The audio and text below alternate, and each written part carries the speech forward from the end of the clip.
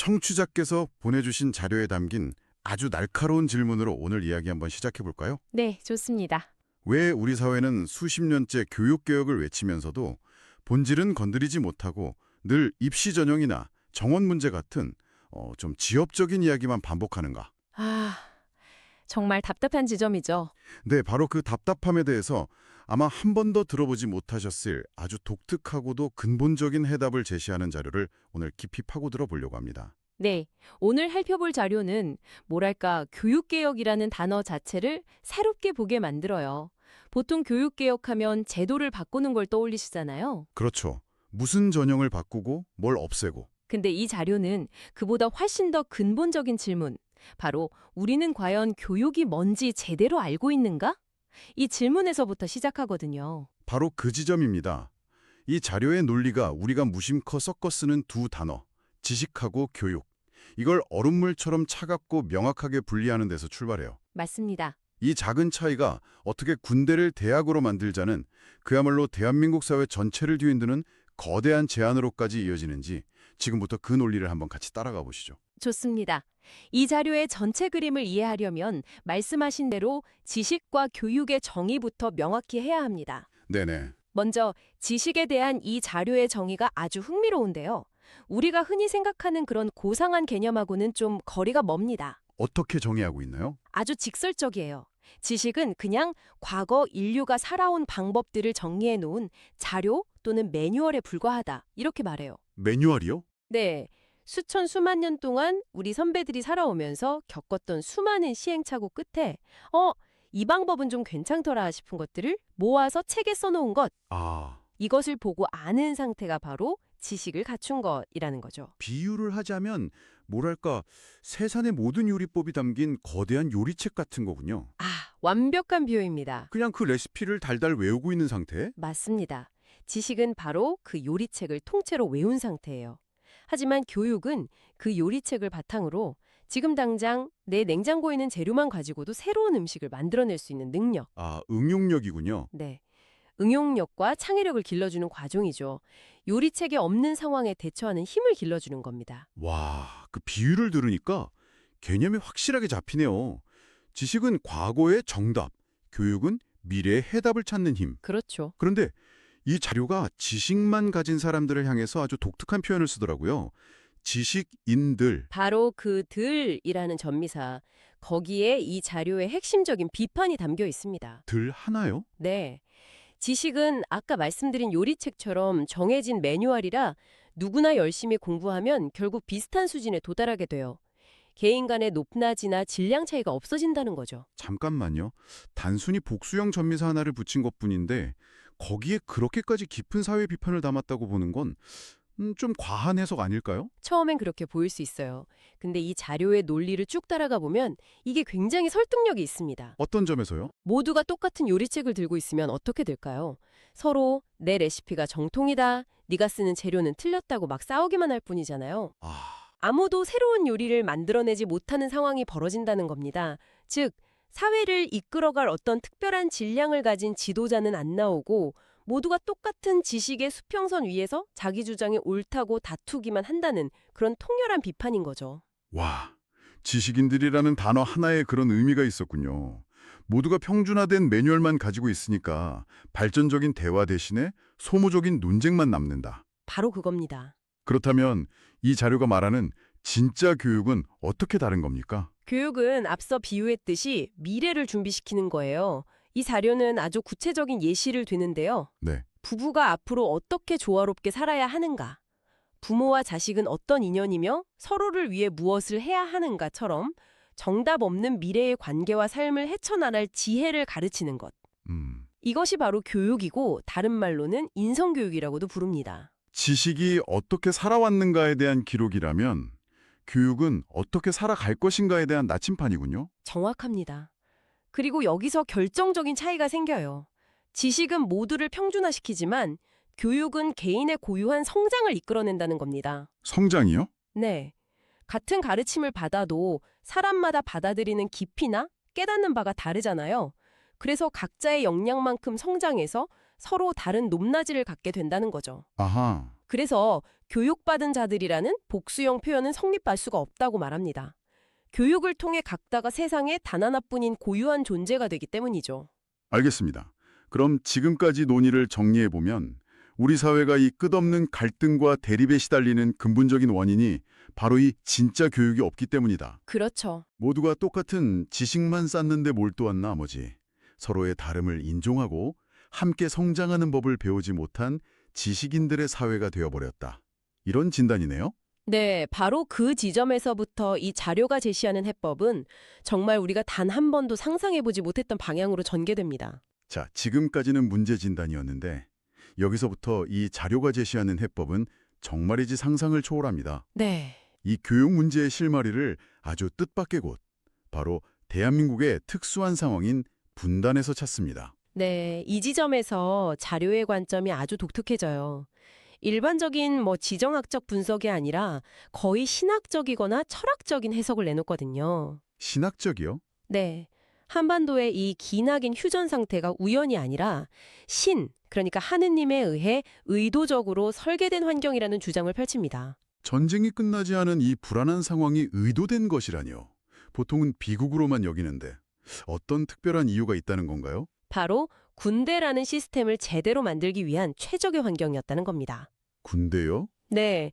인류 사회에 필요한 새로운 인재를 키워내기 위한 거대한 실험장으로서 대한민국이 선택되었고 그 실험의 핵심 장치가 바로 군대였다는 거죠. 와, 군대가 교육 문제의 해법이 될 수 있다니 정말 상상도 못한 연결입니다. 그렇죠.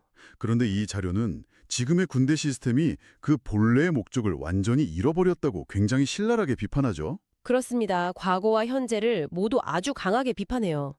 과거에 3년씩 복무하던 시절에는 그 황금 같은 청춘의 시간을 그냥 의미 없는 훈련으로 낭비했다고 지적합니다. 아, 뭐 구르고 기고하는 거요? 네. 이쪽으로 구르고 저쪽으로 구르고 쪼그려 뛰고 총 몇 번 쏘는 걸 반복하다가 3년을 그냥 흘려보냈다는 거예요. 국가가 젊은이들의 가장 중요한 성장기를 도둑질했다는 거죠. 그러다 보니 쓸데없는 걸 하나씩 빼면서 복무 기간이 18개월까지 줄었는데 이게 또 다른 문제를 낳았다고 보는 거고요. 맞습니다. 문제가 해결된 게 아니라 더 심각해졌다고 진단해요. 복무 기간이 줄어드니까 이제는 마땅히 시킬 일이 없어진 겁니다. 시킬 일이 없다. 네, 과거처럼 기합을 줄 수도 없고 훈련 시간도 줄어드니 남는 시간에 뭘 하겠습니까? 그냥 휴대폰 쓰게 하거나 방치한다는 거죠. 젊은이들이 인생에서 가장 폭발적으로 성장해야 할 시기에 군대라는 통제된 공간에서 아무런 자극 없이 시간을 보내면서 오히려 퇴보하고 있다는 겁니다. 그렇게 할 일이 없으니 당연히 불평이 나올 수밖에 없고 그 불만을 잠재우기 위해서 국가가 선택한 방법이 돈이었다. 이 지적도 참 뼈아프더라고요. 네, 이 자료는 나라를 지키러 간 것인가, 돈을 벌러 간 것인가라는 아주 근본적인 질문을 던져요. 그렇죠. 붙잡아 두긴 했는데 시킬 일은 없으니 불만이 터져 나오고 그걸 무마하려고 월급을 100만 원, 200만 원까지 올려준다는 겁니다. 이건 문제의 본질을 해결하는 게 아니라 돈으로 청춘들의 시간을 사면서 불만을 잠재우려는 미봉책에 불과하다고 일갈하죠. 국가 시스템이 오히려 젊은이들의 성장을 가로막고 있다는 통렬한 비판이네요. 그래서 이 자료가 내놓는 대안, 그 본질적인 해결책은 대체 무엇입니까? 여기서부터가 이 자료의 하이라이트입니다. 고등학교를 졸업하면 남녀 모두 예외 없이 3년간 군에 가야 한다고 주장합니다. 남녀 모두 3년 군복무라니 이것만으로도 엄청난 제한인데 이게 끝이 아니죠? 바로 그 지점에 진짜 반전이 있습니다. 네. 그 3년의 군 복무 기간이 곧 대학 교육 기간이 되어야 한다는 겁니다. 군대 안에 대한민국 국립대학을 설립해서 모든 국민에게 국가가 책임지는 고등교육을 제공하자는 구상입니다. 잠깐만요. 군대가 대학이 된다고요? 저 이거 처음 읽었을 때 농담인 줄 알았습니다. 하하, 그럴만도 하죠. 아니 이건 그냥 군대 개혁이나 교육 개혁 수준의 이야기가 아니잖아요. 지금 우리가 아는 대학 입시, 수십조 원 규모의 사교육 시장, 학벌 사회라는 이 거대한 시스템 전체의 판을 그냥 완전히 뒤엎자는 이야기인데요. 이건 거의 사회 구조 혁명에 가까운 제안입니다. 정확하게 보셨습니다. 이 제안의 목표는 단순히 군대를 바꾸는 게 아니에요. 교육을 통해 사회 전체를 근본부터 바꾸자는 겁니다. 사회 전체를요? 네. 대학까지의 교육을 국가가 완전히 책임지는 진정한 의미의 완전 의무 교육을 실현하자는 거죠. 모든 국민이 고등학교 졸업 후에 국가가 제공하는 3년간의 고등교육, 즉 대학 교육을 군대라는 시스템 안에서 평등하게 이수하게 하자는 겁니다. 구체적으로 어떤 모습일지 상상이 잘 안 가는데요.